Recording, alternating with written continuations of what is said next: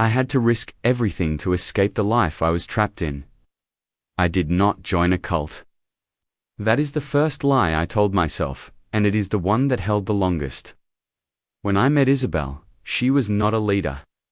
She did not have followers, rules, or doctrine. She had a voice that carried calm into chaos, and a way of looking at people that made them feel seen in a way that bordered on unsettling. I met her at a time when my life had collapsed into something shapeless and dull.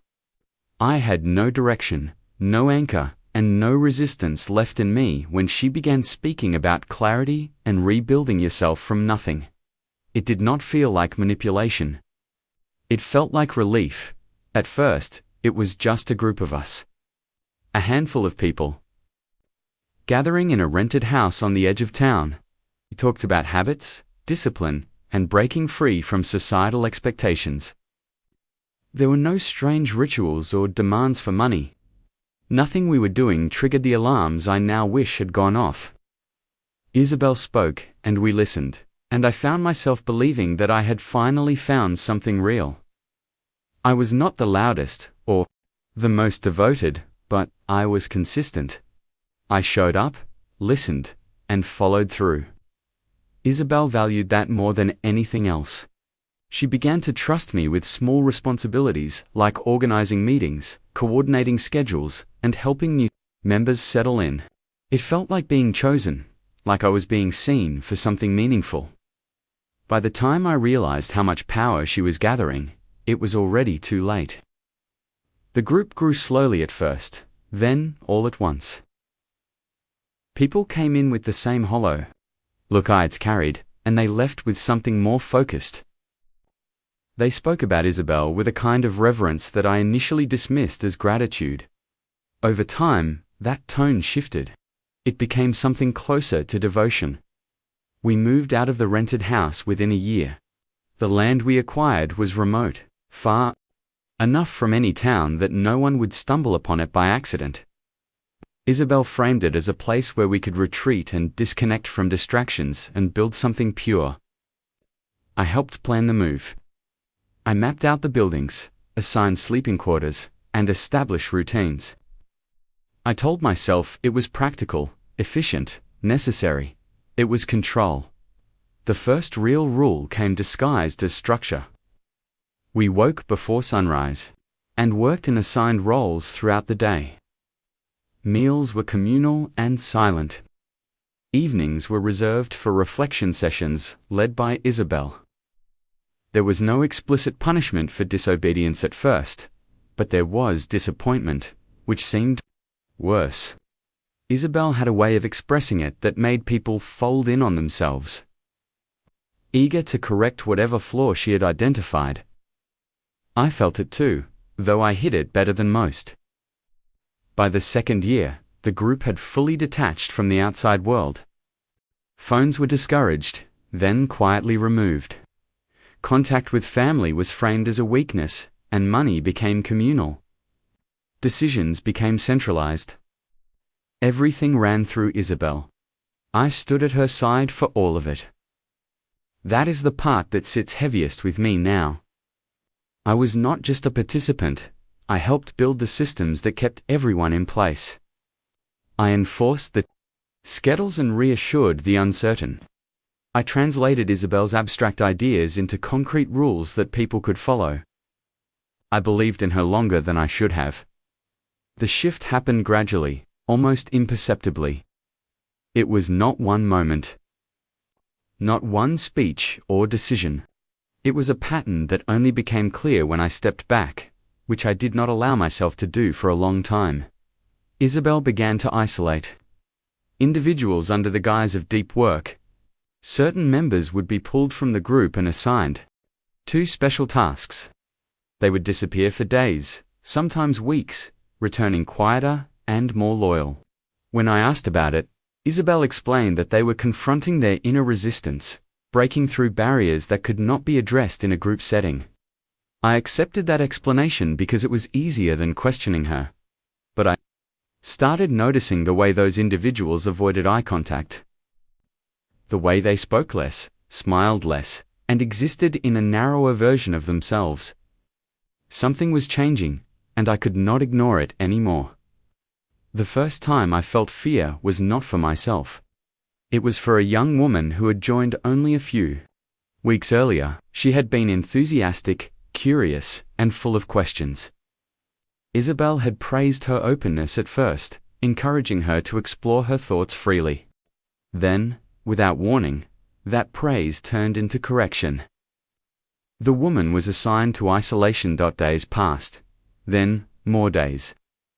When she returned, she was not the same person. The curiosity was gone. She moved through the routine with mechanical precision, her expression flattened into something unrecognizable. I realized then that this was not about growth like Isabel preached. I should have left at that point, but leaving was not simple. By then, I had been inside for over 2 years. My connections outside had faded, and my sense of identity was tied to the structure we had built. And more than anything, Isabel trusted me. That trust came with privileges, but it also came with visibility. If I left, it would not go unnoticed. I began to pay closer attention to everything. I started to see patterns in how she reinforced loyalty and punished doubt. It was subtle, almost elegant in its execution. She did not need force. She used belief. That was when the idea of leaving stopped being abstract and started becoming a plan. Not a full plan, but the beginning of one. I knew I could not simply walk away. The land was isolated, and our movements were monitored more than most people realized. There were no fences, no guards, nothing overtly restrictive. But there was always someone watching. I had helped design that system.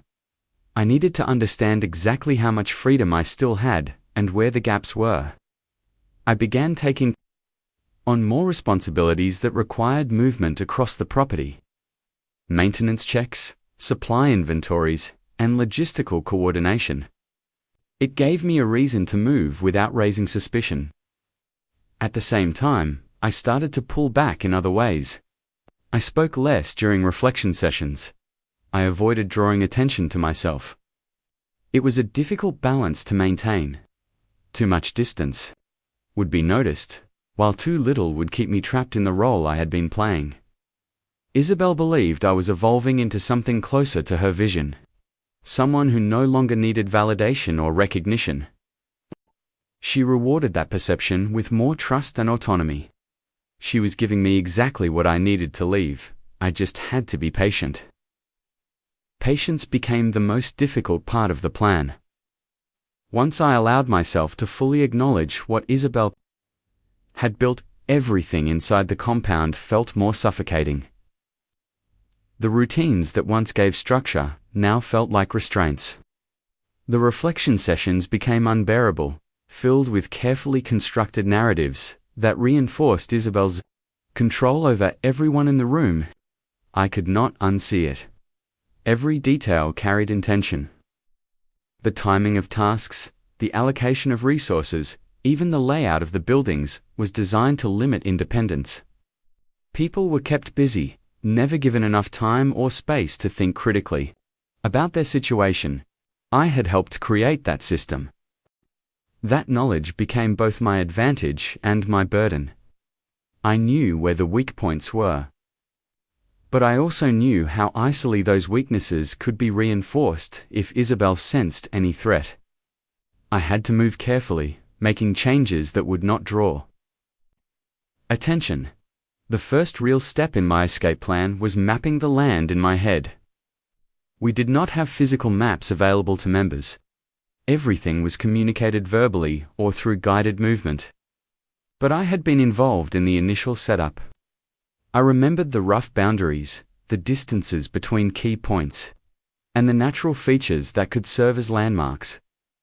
I started testing those memories during my assigned tasks. Whenever I was sent to check on outer structures or inventory, supplies stored farther from the main compound, I paid attention to the terrain. I noted how long it took to walk between locations, adjusting for pace and obstacles.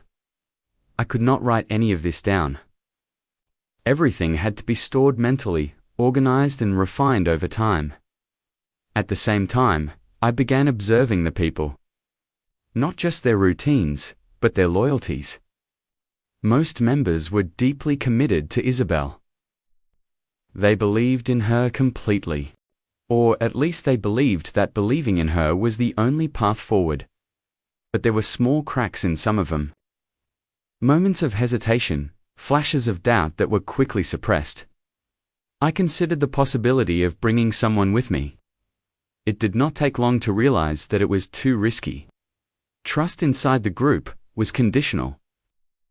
People were encouraged to share their thoughts openly during reflection sessions, which created an environment where doubts were quickly exposed and corrected. If I confided in the wrong person, even by accident, it would reach Isabel.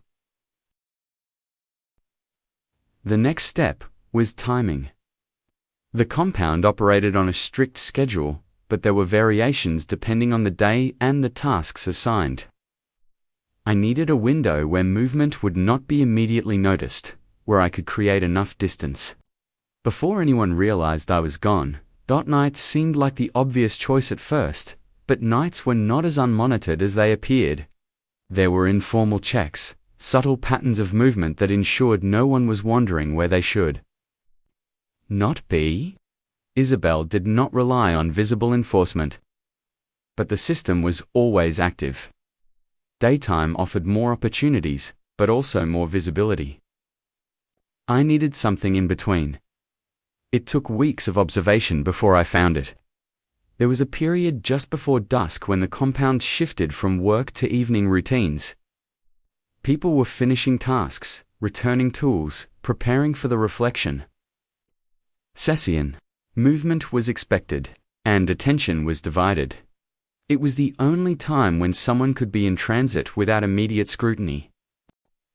With that in mind, I began preparing in small, almost invisible ways.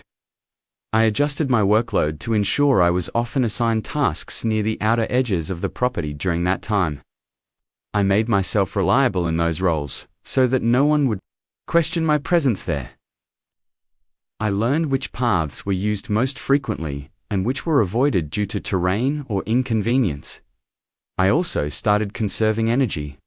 It sounds simple, but inside the compound, energy was a controlled resource. The routines were demanding by design. Physical labor, minimal rest, and structured meals kept people focused and compliant. I needed to be stronger than that system. I began pacing myself differently. I did the work required of me, but I avoided unnecessary exertion. I found small moments to rest.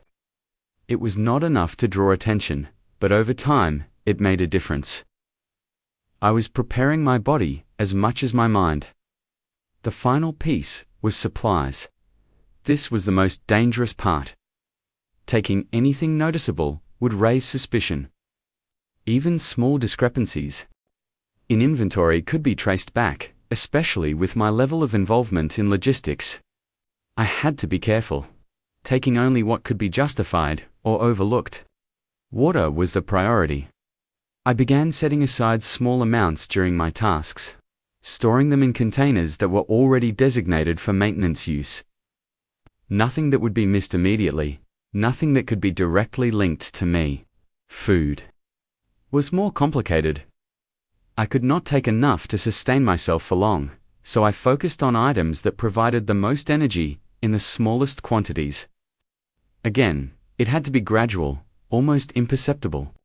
Everything was hidden in a location near the edge of the property, a place that was rarely visited and difficult to access without a reason.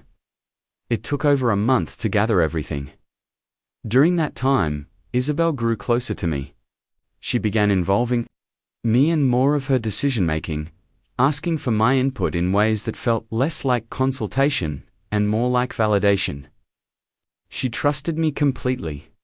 I could see it in the way she spoke to me, the way she relied on me to carry out her vision. That trust became the most difficult part to reconcile. By the time everything was in place, I knew there was no turning back. The plan was set, and all that remained was the execution and the understanding that if I failed, there would not be a second chance. The day I chose to leave did not feel different from any other, which was exactly why I chose it. There was no storm, no disruption, no unexpected change that I could hide behind. The routine unfolded with the same quiet precision it always had. We woke before sunrise and moved through the compound like pieces in a system that had long since learned how to function without friction. It made the decision feel unreal. For weeks, I had imagined that something inside me would shift when the moment finally came. That there would be clarity, or fear, or some overwhelming sense of urgency. Instead, there was only a dull awareness that this was the day I had already committed to, and that there was no longer any reason to delay it. I moved carefully from the moment I woke up. Every action had to align with expectation. Every movement had to appear natural, unforced, and consistent with the version of myself that everyone else believed in. I spoke when spoken to, kept my tone even, and followed instructions without hesitation. I avoided drawing attention, but I did not withdraw enough to raise suspicion. It was a performance, and I had spent years learning how to play the role. My assigned tasks that day placed me exactly where I needed to be. Maintenance, checks along the outer structures, inventory verification in storage areas near the tree line, and coordination of tool returns in the late afternoon. It was a combination I had quietly worked toward for weeks. Building a pattern of reliability that made this assignment feel routine rather than deliberate. All of it led to the narrow window just before dusk. The hours leading up to that moment stretched longer than any I could remember. Time stalled and dragged itself forward through each task. I became hyper-aware of everything around me. I kept expecting something to go wrong. A sudden change in assignment or shift in Isabel's attention would pull me back into her orbit at the worst possible time. But nothing changed. The system held steady and predictable, exactly as I had relied on it to be. When the transition period finally began, it felt almost anticlimactic. People moved between tasks, returning tools, and preparing for the evening session. The usual quiet activity filled the compound, creating just enough movement to blur individual actions. I positioned myself near the edge of the property, exactly where I had planned to be. The place where I had hidden the supplies was only a short distance beyond the last structure. Reaching it required a deviation from the normal paths, but not enough to be immediately noticeable. I had practiced that movement in smaller ways over the past weeks, building familiarity without creating a pattern that could be traced.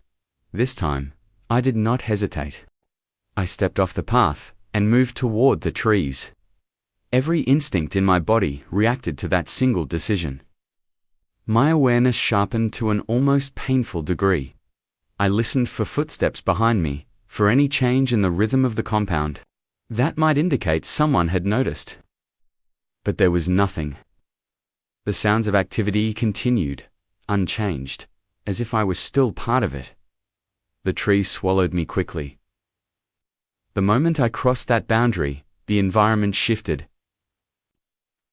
The open, controlled space of the compound gave way to something uneven and unpredictable. The ground was softer, and the air was heavier. It felt like stepping into a different world, one that did not follow the same rules. The hidden supplies were exactly where I had left them. Retrieving them took only a few seconds, but those seconds felt fragile, like something that could break if I moved too quickly or too slowly. Once I had them, there was no reason to linger. I moved deeper into the trees, keeping my pace steady, but deliberate. Running would have been a mistake. It would drain energy too quickly and increase the risk of injury. I needed to cover distance efficiently, not impulsively. The first stage of the escape was the most critical. I needed to put enough space between myself and the compound before my absence was noticed. That meant maintaining a consistent pace, avoiding obstacles that could slow me down, and staying oriented in the direction I had mapped out mentally over the past weeks. The terrain was more difficult than I had allowed myself to fully acknowledge. The ground was uneven, littered with roots and loose debris. The density of the trees varied, forcing me to adjust my path constantly. Every step required attention. Every adjustment carried the risk of losing direction. But I had prepared for this. I used the landmarks I had memorized, the subtle patterns in the terrain that I had observed during my tasks, the slope of the land, the position of certain clusters of trees, the direction of the wind. It was not perfect, but it was enough to keep me moving in the right general direction. At some point, I realized that I had not heard any sounds from the compound for a while. That should have been reassuring, but it was not. It meant I had crossed a threshold. The realization settled into me slowly, but when it did, it brought an unexpected amount of relief with it. For the first time in years, I was outside of Isabel's sister. There was no one watching my movements, no structure dictating my actions, and no voice shaping my thoughts. The absence of that control felt almost disorienting. I kept moving until the light began to fade. Night would change everything. Navigation would become more difficult, and the risk of injury would increase. I needed to find a place to rest, somewhere that offered at least a minimal level of safety without trapping me in a position I could not easily leave. I found it near a natural break in the terrain, a shallow depression surrounded by dense growth. It was not ideal, but it was enough. I allowed myself to stop for the first time since leaving the compound. The silence was different out here. Inside the compound, silence had been controlled and almost artificial. Out here, it was layered, filled with distant sounds that had nothing to do with me or my actions. It felt larger and less contained. The first night outside the compound did not bring rest in the way I had hoped. My body was exhausted, but my mind refused to settle. Every sound felt amplified. Every shift in the environment pulled my attention back to full awareness. I had spent so long in a controlled space that the unpredictability of the outside world felt overwhelming. Sleep came in fragments, shallow and easily broken. When I woke before sunrise, I felt the weight of that lack of rest immediately. My muscles were stiff, my thoughts were slower, and my focus was harder to maintain. But there was no time to linger in that state. Distance was still my priority. I forced myself to move as soon as the light was sufficient. The second day was harder than the first. The initial adrenaline that had carried me through the escape had faded, leaving behind the reality of the physical demands I was facing. The terrain did not become easier. If anything, it grew more challenging as I moved farther from the areas I had previously observed. I had to rely more heavily on instinct. I maintained a steady pace, but I allowed myself more frequent, shorter breaks. It was a balance between conserving energy and maintaining progress. Pushing too hard would risk injury, but slowing down too much would extend my exposure. As the day progressed, my thoughts began to shift.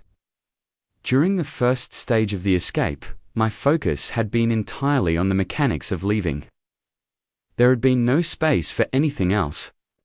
But now, with that initial urgency slightly reduced, my mind began to return to the compound and to Isabel.